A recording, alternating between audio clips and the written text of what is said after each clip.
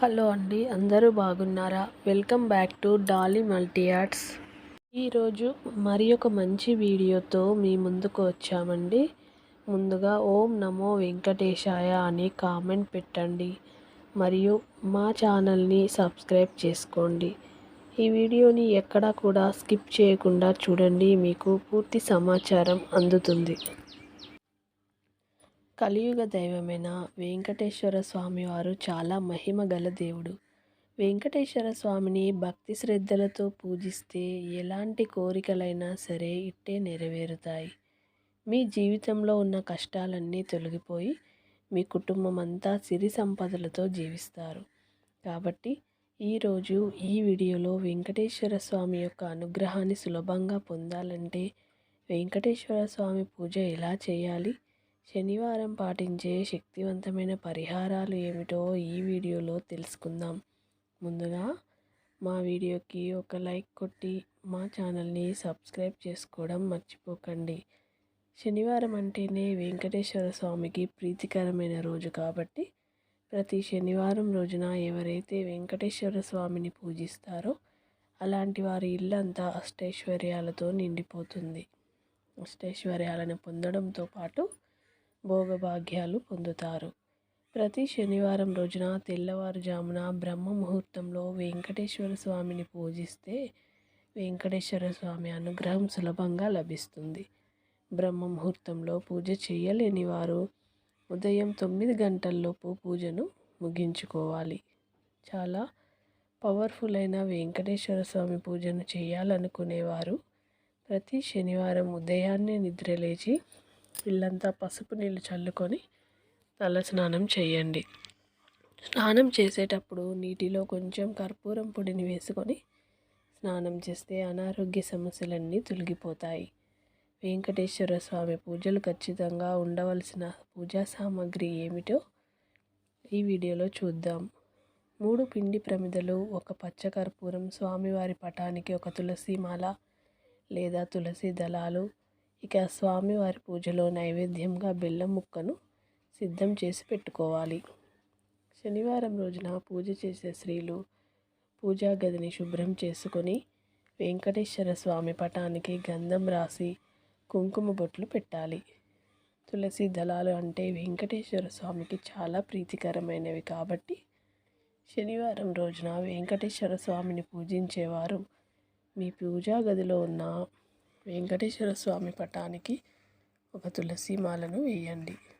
తులసి మాల వేయలేని వారు స్వామివారి పటం ముందు కొన్ని తులసి దళాలను పెట్టుకోండి. ఈ విధంగా స్వామివారి పటాన్ని నిండుగా అలంకరించుకొని ఇంట్లో పూజ ప్రారంభించాలి. అలాగే స్వామివారికి అత్యంత ప్రీతికరమైన వాటిలో పిండి దీపం ఒకటి. శనివారం వెంకటేశ్వర స్వామిని పూజించేవారు ఖచ్చితంగా పిండి ప్రమిదతో దీపారాధన చేయండి. బియ్యం పిండితో కానీ గోధుమ పిండితో కానీ 3 పిండి ప్రమిదలను తయారు చేసుకోండి. ఈ పిండి ప్రమిదలకు కుంకుమ బొట్లను పెట్టి పిండి దీపంలో ఆవు నెయ్యిని పోసి ఒక్కో ప్రమిదలో 7 వత్తులను వేసి వెంకటేశ్వర స్వామి పటం ముందు దీపారాధన చేయండి. ఇక స్వామివారి పూజలో నైవేద్యంగా ఒక చిన్న బెల్లం ముక్కను నివేదించినా కూడా సరిపోతుంది.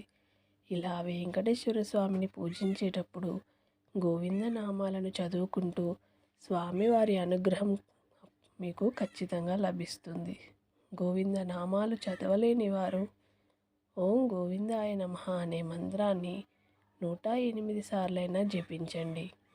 చివరగా వెంకటేశ్వర స్వామికి పచ్చకర్పూరంతో హారతి ఇవ్వండి. పచ్చకర్పూరం అంటే వెంకటేశ్వర స్వామికి చాలా ఇష్టమంట.